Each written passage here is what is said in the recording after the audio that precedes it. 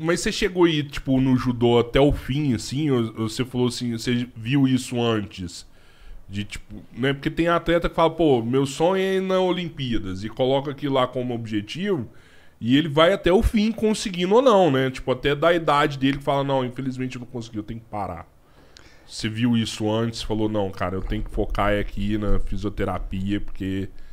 Então, aí pra mim foi muito curioso, porque eu quase fui nos Jogos Olímpicos de 2004.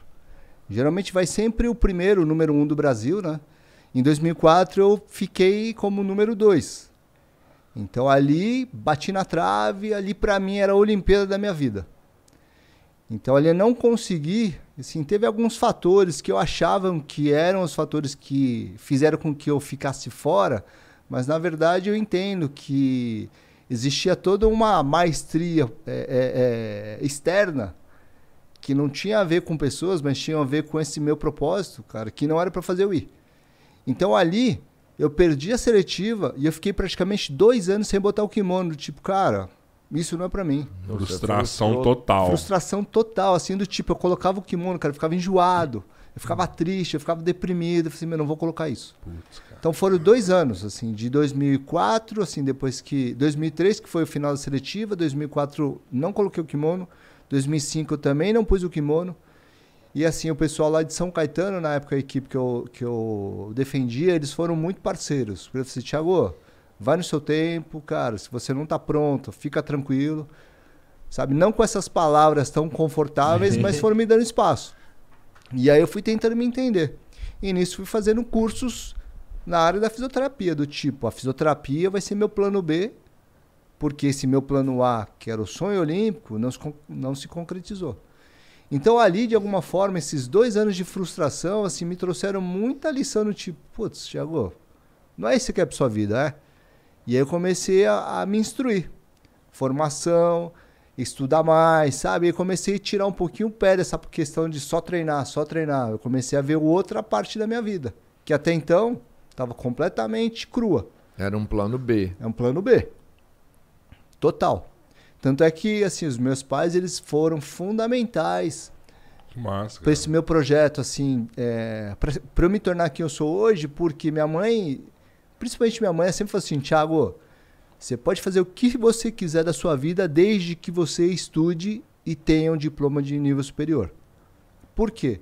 Porque minha mãe foi fazer a faculdade dela com 52 anos. O que ela fez? Ela fez Direito. Oh, que da hora. Ela é oficial de justiça aposentada hoje.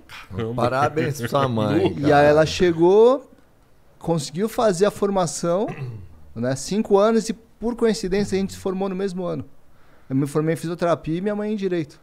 Cara, que só festa, um ano de hein, festa, cara? hein? Isso aí foi... E assim, eu tiro o chapéu, assim, porque... Baita exemplo. Baita exemplo. E assim, meu pai, antes eu tinha muitas questões com ele, mas hoje também ele me traz, assim, um exemplo que é, meu, fantástico.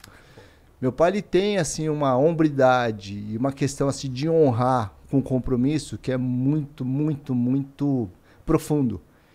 E assim, como eu sou de cultura oriental, a gente pouco falava. Né? Assim, lá, os japoneses, principalmente da minha família, a gente não tem muito essa coisa de conversar à mesa, no jantar.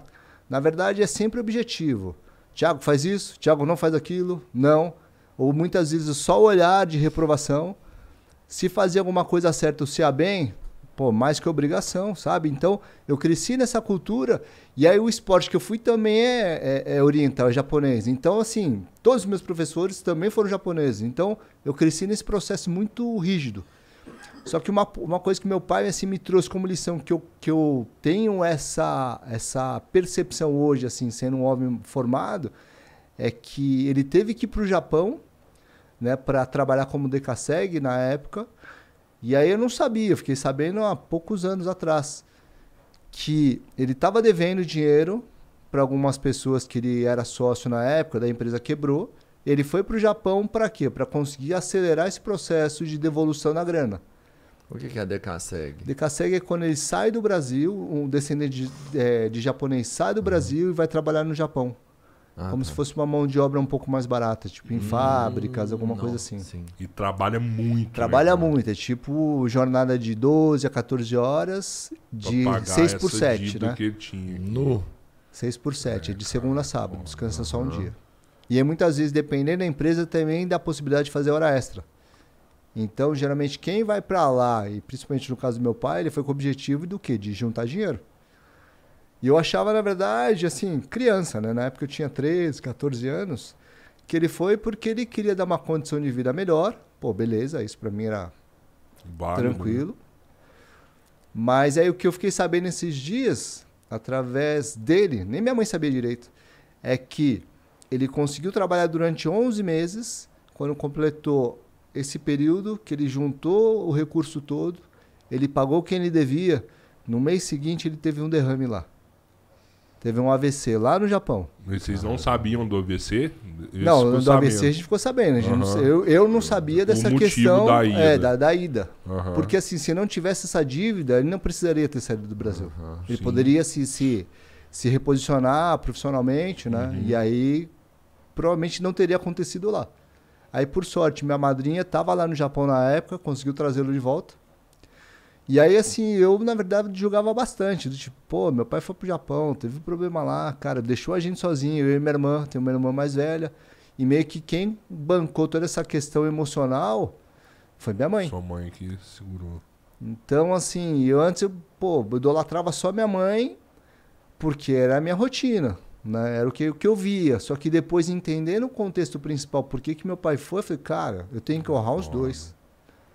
Então, os dois, cada um tem o seu valor de importância, né? Tem o seu peso na nossa formação, da minha e da minha irmã, que é impressionante. E até então, eu não conseguia honrar isso. Porque eu só achava coisa negativa, do tipo, putz, eu não tive oportunidade na vida. Ah, pô, a única coisa que eu pude fazer na vida foi treinar judô, porque não tinha dinheiro disponível.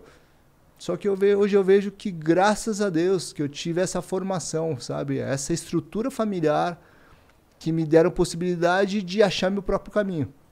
Então, assim, o mérito todo tá nesse esforço dos meus pais manter a gente no estudo, né? Porque a obrigação era, vocês têm que ter pelo menos um nível superior. Então, hoje eu sou formado em fisioterapia, tenho 2 pós-graduações, minha irmã é formada em educação física, também tem 2 ou 3, nem lembro mais, mas não para de estudar. Então, esse diferencial que o estudo vai fazer diferença, putz, está impregnado na gente desde muito, muito jovem, mesmo não tendo tantas condições financeiras. Porque oficial de justiça, o ganho ele é limitado, e meu pai não tem nem nível ensino médio. Então, por isso Mas que... é um trabalhador pra caramba, né? O Nossa cara Senhora. peita o que for pra... O que precisar, ele fazia. Cara. Então, assim, nobre demais, sabe?